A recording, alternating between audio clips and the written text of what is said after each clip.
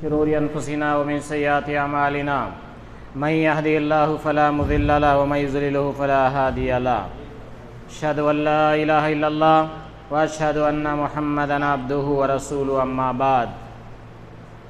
معزز سامعین اکرام، آج اللہ کے فضل و کرم سے ہم اور آپ 28 پارے کی سماعت کر رہے تھے، تو خلاصہ قرآن میں 28 پارے کے اندر 9 صورتیں شامل ہیں، سورہ مجادلہ، سورہ حشر اور سورہ ممتحنہ اور سورہ صف اور سورہ جمعہ اور سورہ منافقون اور سورہ تغابن اور سورہ طلاق۔ تو اس طرح ان صورتوں کے مجمع میں اس پارے کے اندر خلاصہ جو ہے، پہلی صورت کا نام سورہ مجادلہ ہے۔ مجادلہ کے معنی ہیں کہ بحث و تکرار کرنے والی۔ اس صورت کے اندر سیدہ خولہ رضی اللہ عنہا کے شوہر نے غصے میں انہیں کچھ کہہ دیا۔ وہ کیا کہا تھا؟ کہہ دیا کہ تو میرے لیے ماں کے مانند ہے۔ عرب معاشرے میں یہ الفاظ کئی سے کہنے سے بیوی ہمیشہ کے لیے خاوند پر حرام ہو جاتی تھی، یعنی اگر کسی کے شوہر نے اپنی بیوی کو اس دور میں یہ کہہ دیا کہ تو میرے ماں جیسی ہے، تو وہ اتنا کہنے کی وجہ سے بیوی ہمیشہ کے لیے اس پر حرام ہو جاتی تھی اور دونوں کے درمیان طلاق اور جدائی ہو جاتی تھی۔ یہ اس دور میں جب ابھی طلاق کے مسائل نازل نہیں ہوئے تھے۔ تو اب جب سیدہ خولہ رضی اللہ عنہ نے خاوند نے یہ الفاظ کہہ دیے تو وہ بہت پریشان ہوئی کہ چھوٹے چھوٹے بچے ہیں، کیا کریں گے؟ کہ آخر کار وہ دوڑی دوڑی نبی کریم صلی اللہ علیہ وسلم کی خدمت میں حاضر ہو گئی اور اللہ کے نبی صلی اللہ علیہ وسلم سے سرگوشی کرنے لگی۔ آپ صلی اللہ علیہ وسلم سے اپنے شوہر کی کہی ہوئی بات سنانے لگی، تو رسول اللہ صلی اللہ علیہ وسلم کے سامنے اپنا مسئلہ رکھا۔ ہمارا معاملہ خراب ہونے کی کسی کو خبر نہ ہو۔ آپ صلی اللہ علیہ وسلم نے اس مسئلے حل کرنے کی درخواست کی، تو آپ صلی اللہ علیہ وسلم نے ان کے مسئلہ حل کرتے ہوئے فرمایا، کیوں؟ اماں عائشہ رضی اللہ تعالیٰ عنہا کہتی ہے، اللہ کے نبی صلی اللہ علیہ وسلم سے خولہ بنت ثعلبہ رضی اللہ تعالیٰ عنہ جو ہے بار بار اصرار کر رہی تھی کہ اللہ کے نبی، ہم دونوں کے درمیان جدائیگی ہوگی تو ہمارے بچے چھوٹے چھوٹے ہیں، لہذا ان کی زندگیوں کے اوپر بڑا اثر آئے گا، اس لیے آپ کچھ بھی کیجئے۔ اس بات پر بار بار تکرار ہو رہی تھی۔ رب ذوالجلال عرش سے فرمان جاری فرماتا ہے، اللہ رب العالمین ان آیتوں کا نزول فرماتا ہے جو ابتدائی 28 پارے کی ہیں۔ قد سمع اللہ قول التی تجادلک فی زوجہا وتشتکی الی اللہ۔ اللہ رب العالمین فرماتا ہے، یقیناً اللہ نے اس عورت کی بات سن لی جو تجھ سے اپنے خاوند کے بارے میں جھگڑ رہی تھی، اور اللہ رب العالمین آیت کریمہ نازل فرما کر نبی کریم صلی اللہ علیہ وسلم کو فرما رہا ہے، اللہ تعالیٰ کی طرف سے شکایت کر رہی تھی، اللہ تعالیٰ تم دونوں کی گفتگو سن رہا تھا۔ ایک روایت میں آیا ہے، اماں عائشہ رضی اللہ تعالیٰ عنہا کہتی ہے، میں میرے نبی صلی اللہ علیہ وسلم کے حجرے میں موجود تھی۔ خولہ بنت ثعلبہ رضی اللہ تعالیٰ عنہا اللہ کے نبی سے کیا کہہ رہی ہے میں غور سے سننے پر بھی سن نہیں پا رہی تھی۔ ایسے موقع پر رب ذوالجلال نے یہ آیتیں نازل فرمائی۔ یہ آیتیں کہہ رہی ہیں کہ اے نبی، تمہارے رب نے اس دکھیاری عورت کی بات کو سن لیا جو اپنے شوہر کے معاملے میں آپ سے تکرار کر رہی تھی کہ اے اللہ کے نبی، آپ میرے اور میرے شوہر کے درمیان جو جدائی ہو رہی ہے، اس جدائی کے معاملے میں آپ کوئی فیصلہ کر دیجئے، ہمیں کوئی تسلی دیجئے، کیونکہ اب ہمارے عرب عجم کے ماحول کے اعتبار سے جو ہے اس دور میں اگر کوئی آدمی اپنی بیوی کو کہہ دیتا کہ تو میری ماں جیسی ہے تو ان میں جدائی ہو جاتی تھی، طلاق ہو جاتی تھی۔ اس لیے قولہ بنت ثعلبہ رضی اللہ تعالی عنہا پریشانی کے عالم میں کہتی ہے، اے اللہ کے پیارے نبی، ہم دونوں کے درمیان جدائی ہے، لہذا آپ کچھ کر لیجئے۔ تو اللہ کے پیارے نبی صلی اللہ علیہ وسلم قولہ بنت ثعلبہ کا یہ مسئلہ سن رہے ہیں، لیکن اپنی طرف سے کوئی مسئلہ حل نہیں کر رہے۔ اندازہ لگائیے کیوں؟ اس لیے کہ طلاق کے معاملے میں شریعت ابھی نازل نہیں ہوئی ہے کہ کیا کہنا ہے، کتنے بار کہنا ہے، کتنی مدت گزارنی ہے، اس کا کوئی فیصلہ نہیں آیا ہے۔ اسی لیے محمد رسول اللہ صلی اللہ علیہ وسلم بھی اپنی زبان خاموش رکھے ہوئے ہیں، اور وہ قولہ بنت ثعلبہ بار بار تکرار کر رہی ہے، اے اللہ کے نبی، ہم دونوں کی جدائی کا مسئلہ ہے، آپ کچھ تو بھی ارشاد فرمائیے۔ تو یہ تکرار ہو رہی ہے، رب ذوالجلال سن رہا ہے، فرماتا ہے یقیناً اللہ نے اس عورت کی بات سن لی جو تجھ سے اپنے خاوند کے بارے میں جھگڑ رہی ہے، اللہ کی طرف شکایت کر رہی تھی۔ اللہ رب العالمین نے ان دونوں کی گفتگو سن رہا تھا۔ بے شک اللہ سب کچھ سننے والا ہے، اللہ رب العالمین سب کچھ سننے والا ہے۔ وہ لوگ جو تم میں سے اپنی بیویوں سے زہار کرتے ہیں، وہ ان کی مائیں نہیں ہو جاتی، ان کی مائیں تو ان کے سوا کوئی نہیں ہے جنہوں نے انہیں جنم دیا ہے۔ بلا شبہ یقیناً ایک بری بات ہے، جھوٹ کہتے ہیں، اور بلا شبہ اللہ یقیناً بے حد معاف کرنے والا اور نہایت بخشنے والا ہے۔ پھر اس کا حل بتایا کہ وہ لوگ جو اپنی بیویوں سے زہار کا عمل کرتے ہیں، پھر اپنے کیے سے رجوع کرنا چاہتے ہیں، تو بیوی سے تعلق قائم کرنے سے پہلے انہیں ایک غلام آزاد کرنا پڑے گا۔ اگر ان کے لیے یہ ممکن نہ ہو تو مسلسل 2 مہینے کے روزے رکھنے ہیں۔ جو لوگ اس کی بھی طاقت نہ رکھتے ہوں تو 60 مسکینوں کو کھانا کھلانا ہے، پھر انہیں تعلقات قائم کرنے کی اجازت ہوگی۔ یعنی اس دور میں جب کہ بیوی کو صرف تم ماں جیسی ہے کہنے پر طلاق ہو جاتی تھی، پھر اس مسئلے میں اب کیا کرنا ہے، کیونکہ ایمان والے پریشان تھے، تو رب ذوالجلال نے ان کو احکام بتلائے۔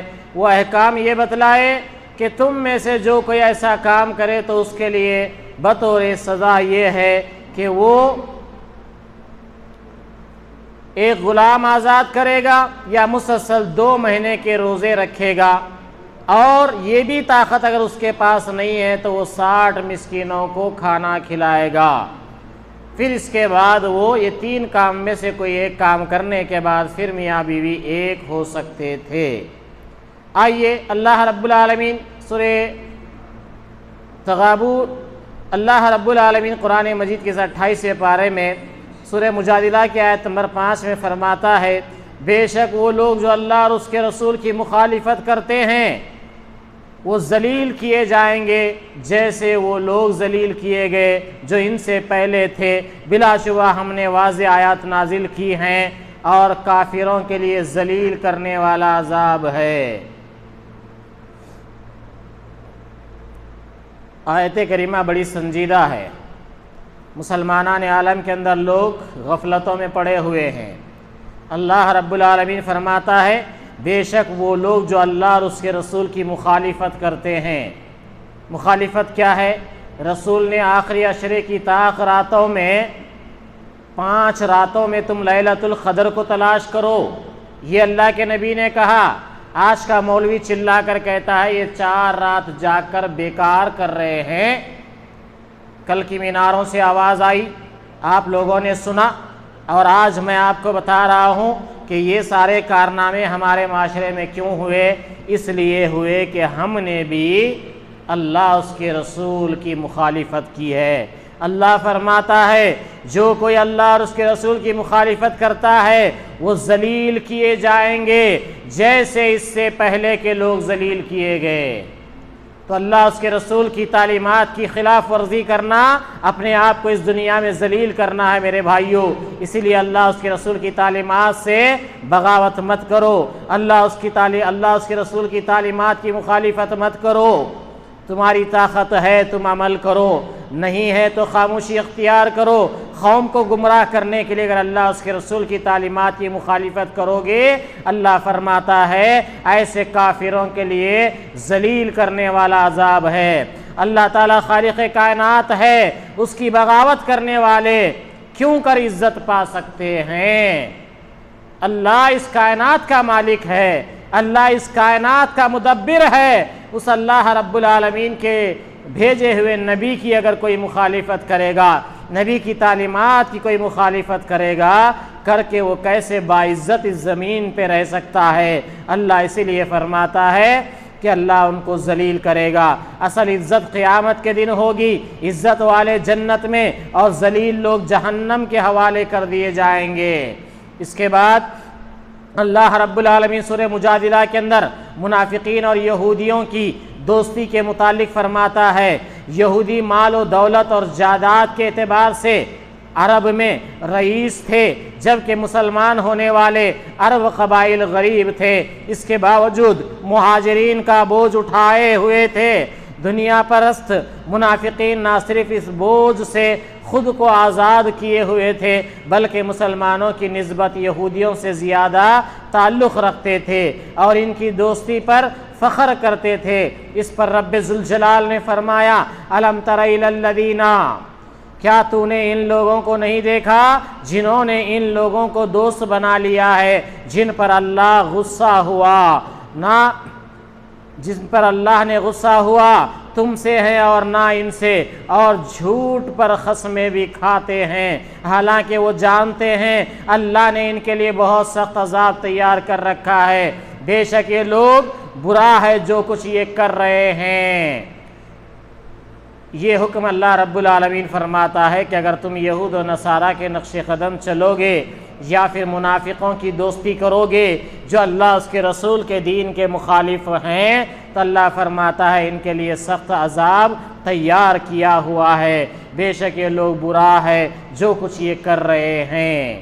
آئیے اللہ رب العالمین آگے اس صورت میں مسلمانوں کو مجلس کی تہذیب اور تمیز سکھاتے ہوئے فرماتا ہے، مجلس کے آداب بیان کرتے ہوئے فرماتا ہے، یا ایھا الذین آمنو، اے لوگو جو ایمان لائے ہو، جب تم آپس میں سرگوشی کرو تو گناہ اور زیادتی اور رسول کی نافرمانی کی سرگوشی نہ کرو۔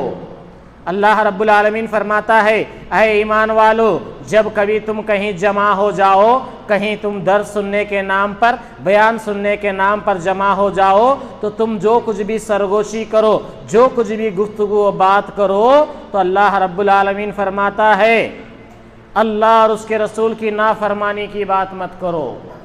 جب کبھی دین کے نام پر بیٹھو، اللہ اس کے رسول کی نافرمانی کی بات نہ کرو اور نیکی اور تقوی کی سرگوشی کرو، نیکی اور پرہیزگاری کی بات کرو اور اللہ سے ڈرو جس کے طرف تم اکٹھے کیے جاؤ گے۔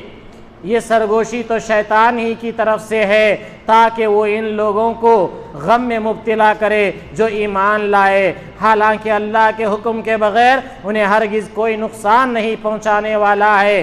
اللہ ہی پر ان سب کو بھروسہ کرنا ہے اور اللہ رب العالمین پر لازم ہے کہ مومنوں کو اللہ ہی پر بھروسہ کریں۔ اے لوگو جو ایمان لائے ہو، جب تم سے کہا جائے کہ مجلس میں کھل جاؤ تو کھل جاؤ اور تمہارے لیے فراخی کرے گا، جب کہا جائے کہ اٹھ کھڑے ہو جاؤ تو اٹھ کھڑے ہو جاؤ۔ اللہ ان لوگوں کے درجوں میں بلندی کرے گا جو تم میں سے ایمان لائے اور جنہیں علم دیا گیا، اور اللہ اس سے جو تم کرتے ہو پوری طرح باخبر ہے۔ اللہ رب العالمین فرماتا ہے دشمنی اور دوستی کا معیار کیا ہونا چاہیے۔ اللہ رب العالمین فرماتا ہے سورہ مجادلہ کے اندر فرماتا ہے، مومن وہ نہیں جو صرف نماز روزے کرتا ہے، بلکہ مومن وہ ہے جس کی زندگی کے تمام معاملات دین کی بنیاد پر کھڑے ہوتے ہیں، حتیٰ کہ وہ کسی سے محبت یا دشمنی بھی کرتے ہیں تو وہ بھی اللہ کی ذات کو راضی رکھنے کے لیے کرتے ہیں، یعنی ان کے یہاں محبت اور دوستی بھی اللہ کو راضی کرنے کے لیے، ان کے یہاں دشمنی بھی ہے تو اللہ کو راضی کرنے کے لیے۔ کیوں؟ اس لیے کہ جو شخص بھی محبت کرتے ہیں تو وہ اللہ اور کافروں سے اس لیے دشمنی رکھتے ہیں کیونکہ وہ اللہ کے دشمن ہیں۔ تو اللہ رب العالمین فرماتا ہے تو ان لوگوں کو جو اللہ اور یوم آخرت پر ایمان رکھتے ہیں نہیں پائے گا کہ وہ ان لوگوں سے دوستی رکھتے ہوں جنہوں نے اللہ اور اس کے رسول کی مخالفت کی ہو، خواہ وہ ان کے باپ ہوں یا ان کے بیٹے یا ان کے بھائی یا ان کا خاندان۔ یہ لوگ ہیں جن کے دلوں میں اس نے ایمان کو لکھ دیا ہے اور انہیں اپنی طرف سے ایک روح کے ساتھ قوت بخشی ہے، اور انہیں ایسے باغوں میں داخل کرے گا جن کے نیچے نہریں بہہ رہی ہوں گی، ان میں ہمیشہ ہمیشہ رہنے والے ہیں۔ اللہ ان سے راضی ہو گیا اور وہ اللہ سے راضی ہو گئے۔ یہ لوگ اللہ کے گروہ ہیں، یہ لوگ اللہ کی جماعت ہیں۔ یاد رکھو یقیناً اللہ کا گروہ ہی اور اللہ ہی کی جماعت جو کہ کامیاب ہونے والی ہے۔ یہ سورہ مجادلہ کے اندر اتنی باتیں آئی تھی، اسی طرح سورہ حشر کے اندر بھی اللہ رب العالمین نے بہت سی حکمت بھری باتیں بیان فرمائی ہے۔ تو ابھی وقت کافی ہونے کے اندیشے سے میں مختصر باتیں آپ کے سامنے رکھ رہا ہوں۔ اللہ رب العالمین سورہ حشر میں فرماتا ہے جو کچھ بھی اللہ نے ان بستیوں والوں سے اپنے رسول پر لوٹایا تو وہ اللہ کے لیے اور رسول کے لیے، قرابت داروں اور یتیموں اور مسکینوں اور مسافروں کے لیے ہے، تاکہ تم میں سے مالداروں کے درمیان ہی گردش نہ کرنے والا ہو۔ اگر مال غنیمت کی طرح مال فے بھی مجاہدین میں ہی تقسیم کر دیا جاتا تو چند دنوں میں جاگیردار بن جاتے اور عام مسلمان بالکل محروم ہو جائیں گے۔ اس سے ملک کا معاشی نظام تباہ کر دیا جائے گا، کیونکہ معاشیات کی بنیاد اصول ہے، جیسے پیسے کے سرکل سے معاشیت کا پہلنا ان کا چلتا، اور لہٰذا پیسے کی بصورت میں اللہ رب العالمین فرماتا ہے کہ جو عام مسلمان ہیں ان کے یہاں بھی صدقہ اور خیرات کی بات اللہ رب العالمین نے حکم دیا ہے۔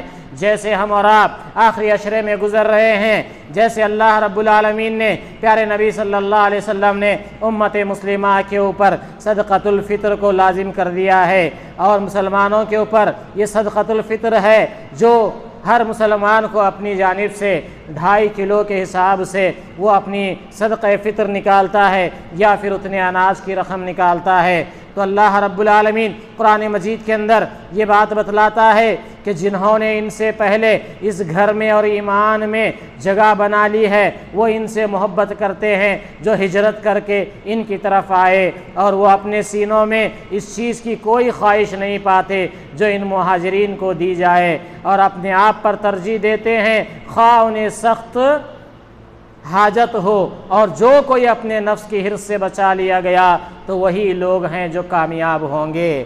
تو پتہ چلا اللہ رب العالمین اہل ایمان کے اوصاف بیان کر رہا ہے، یہ ایسے ہوتے ہیں کہ اپنی ضرورت کے باوجود بھی یہ مستحق لوگوں کو ترجیح دیتے ہیں، اپنی ذات کی ضرورت کے باوجود یہ اپنے نفس کی خواہش سے بچا لیے جاتے ہیں، اور اپنی نفس کی خواہش پوری کرنے کی بجائے یہ مستحق لوگوں کی فکر کرتے ہیں۔ مسلمانوں کو ہمیشہ آخرت میں کامیابی کے لیے محنت کرنی چاہیے۔ رب ذوالجلال فرماتا ہے یا ایھا الذین آمنوا اتقوا اللہ ولتنظر نفس ما قدمت لغد واتقوا اللہ ان اللہ خبیر بما تعملون۔ سورہ حشر میں آیت نمبر 18 میں اللہ فرماتا ہے اے لوگو جو ایمان لائے ہو اللہ سے ڈرو، اور ہر شخص یہ دیکھے کہ اس نے کل کے لیے کیا آگے بھیجا ہے، اور اللہ سے ڈرے، یقیناً اللہ اس سے پوری طرح باخبر ہے۔ تو اللہ رب العالمین ان آیتوں کے ذریعے سے مجھے اور آپ کو خبردار کر رہا ہے کہ اے لوگو اللہ سے ڈرو، اللہ ہی ہے جس کے سوا کوئی معبود نہیں ہے، ہر چھپی کھلی چیز کو جاننے والا ہے، وہی بے حد رحم والا ہے اور نہایت مہربان ہے۔ اللہ رب العالمین سورہ حشر کے اندر بہت ہی اپنی قدرت کاملہ کی نشانیاں بتاتے ہوئے فرمایا وہ اللہ ہی ہے جو خاک بنانے والا اور گڑھنے اور اسی طرح صورت بنانے والا، اور سب اچھے نام اسی کے ہیں۔ اس کی تسبیح ہر وہ چیز کرتی ہے جو آسمانوں اور زمین میں ہے، اور وہی سب پر غالب ہے اور کمال حکمت والا ہے۔ اللہ رب العالمین فرماتا ہے کہ دیکھو روئے زمین میں جو کچھ ہے چرند پرند جو کچھ بھی ہیں یہ سب اللہ رب العالمین کی تسبیح بیان کرتی ہیں۔ اللہ رب العالمین فرماتا ہے هو اللہ الخالق البارئ المصور له الاسماء الحسنى یسبح له ما فی السماوات والارض وهو العزیز الحکیم۔ اللہ فرماتا ہے اللہ کے اچھے اچھے نام ہیں، تم رحمان کہہ کر اس کی تسبیح کرو، رحیم کہہ کر اس کی تسبیح کرو، سارے کے سارے اچھے نام اللہ رب العالمین کے ہیں۔ اسی طرح اللہ رب العالمین سورہ ممتحنہ کے اندر فرماتا ہے جب انہوں نے اپنی قوم سے کہا کہ بے شک ہم تم سے اور ان تمام چیزوں سے بری ہیں جنہیں تم اللہ کے سوا پوجتے ہو، تو ہم تمہیں نہیں مانتے، تمہارے درمیان اور تمہارے درمیان ہمیشہ کے لیے دشمنی اور بغض ظاہر ہو گیا، یہاں تک کہ تم سے اکیلے اللہ پر ایمان نہ لاؤ۔ سورہ ممتحنہ میں حضرت ابراہیم علیہ السلام کی قوم کا تذکرہ ہو رہا ہے اور کچھ انبیاء علیہ السلام کے تعلق سے ذکر ہو رہا ہے۔ تو انہوں نے کیا کہا جب انہوں نے اپنی قوم سے کہا کہ بے شک ہم تم سے اور ان تمام چیزوں سے بری ہیں جنہیں تم اللہ کے سوا پوجتے ہو، اللہ کے سوا جنہیں تم پوجتے ہو ہم ان تمام سے بری ہیں، ہم تمہیں نہیں مانتے، ہمارے درمیان تمہارے درمیان ہمیشہ کے لیے دشمنی اور بغض ظاہر ہو گیا، یہاں تک کہ اس وقت تک نہیں مانیں گے جب تک کہ تم ایک اللہ پر ایمان لا کر اس ایک اللہ کی بندگی نہیں کرو گے۔ اللہ رب العالمین فرماتا ہے قول اور فعل میں تضاد اللہ کو سخت ناپسند ہے۔ یہ نقطہ بتا کر میں اپنی بات کو ختم کرتا ہوں، کیونکہ سورہ اس 28 پارے کے اندر اتنے مسائل بیان ہوئے ہیں کہ ثم الحمدللہ 28 سے 30 پیج اگر صرف سرسری بھی بیان کر دیے تو اتنا وقت لگتا ہے، اس لیے ساری باتوں پہ میں تفصیل نہیں کر رہا ہوں۔ قول اور فعل میں تضاد اللہ کو ناپسند ہے۔ قول یعنی ہماری بات جو زبان سے ہم بولتے ہیں اگر وہ نہیں کرتے ہیں تو اللہ کو سخت ناپسند ہے۔ تو اللہ رب العالمین فرماتا ہے سورہ صف کے اندر آیت نمبر 3 میں اللہ رب العالمین فرماتا ہے لوگو جو ایمان لائے ہو کیوں کہتے ہو جو تم نہیں کرتے؟ کیا کر رہے ہیں؟ ہمارے پاس تو سلام پڑھنے کے واسطے قوالی گانے کے لیے لوگوں نے اپنا دین بنا لیا ہے۔ کیا کہتے ہیں؟ یہ اولیاء کا مسکن ہے، یہاں پاؤں رکھنا روا نہیں، تو کیا کریں گے؟ سر کے بل چلیں گے۔ ہاں سر کے بل چلتے۔ اللہ کہہ رہا چل کے بتاؤ ایسی باتیں کیوں بولتے ہو جو تم کر نہیں سکتے؟ اللہ کہہ رہا ہے۔ اللہ رب العالمین کو یہ ناپسند ہے کہ لوگ زبان سے کچھ بولیں اور وہ نہ کریں۔ اللہ رب العالمین فرماتا ہے ایمان والے لوگوں کیوں کہتے ہو جو تم نہیں کرتے؟ اللہ کے نزدیک ناراضی ہونے کے اعتبار سے بڑی بات ہے کہ تم وہ کہو جو تم نہیں کرتے۔ اللہ فرماتا ہے کہ ایمان والے ہو کہ تم ایسا کام نہیں کرنا۔ دیکھو غیروں کو نہیں بولا جا رہا، ایمان والوں سے مخاطب ہو کر بولا جا رہا ہے، اے ایمان والو تم ایسی بات کیوں کہتے ہو جو خود نہیں کرتے؟ آئیے ایک اور آیت کریمہ میں آپ کے سامنے رکھوں۔ اللہ رب العالمین فرماتا ہے اور جب موسیٰ نے اپنی قوم سے کہا کہ اے میری قوم تم مجھے کیوں تکلیف دیتے ہو، حالانکہ یقیناً تم جانتے ہو کہ میں تمہاری طرف اللہ کا رسول ہوں۔ پھر جب وہ ٹیڑھے ہو گئے تو اللہ نے ان کے دل ٹیڑھے کر دیے۔ اللہ نافرمان لوگوں کو ہدایت نہیں دیتا۔ موسیٰ علیہ السلام نے کھلے الفاظ میں کہا اے میری قوم کے لوگوں میں نے تمہیں تعلیمات دے دی ہے، میں نے تمہیں سمجھا دیا ہے، میں نے تمہیں بتا دیا ہے، تمہیں کیا ہو گیا ہے کہ تم میری نہیں مانتے؟ اللہ نے فرمایا جب لوگ رسول کو نہیں مانتے ہیں، رسول کی تعلیمات کو نہیں مانتے ہیں تو اللہ کیا کرتا ہے؟ ان کے دل ٹیڑھے کر دیتا ہے۔ اب ٹیڑھے کام کر کے بھی خوش ہیں، ہم اچھا کر رہے ہیں، ہم اچھا کر رہے ہیں، ہم اچھا کر رہے ہیں۔ اللہ رب العالمین فرماتا ہے موسیٰ علیہ السلام نے جب کہا جب تم لوگ اس طرح رسول کی نافرمانی کرو گے اللہ تمہارے دل ٹیڑھے کر دے گا، اللہ ان کے دل ٹیڑھے کر دے گا اور اللہ نافرمان لوگوں کو ہدایت نہیں دیتا۔ اللہ رب العالمین ایک آخری آیت آپ کے سامنے رکھ رہا ہوں، سورہ صف کی آیت نمبر 6 ہے۔ اور جب عیسیٰ ابن مریم نے کہا اے بنی اسرائیل، بلا شبہ میں تمہاری طرف اللہ کا رسول ہوں، اس کی تصدیق کرنے والا ہوں جو مجھ سے پہلے تورات کی صورت میں ہے، اور ایک رسول کی بشارت دینے والا ہوں جو میرے بعد آئے گا، اس کا نام اسمہ احمد ہے۔ احمد کون ہے؟ محمد رسول اللہ صلی اللہ علیہ وسلم کا نام احمد بھی ہے۔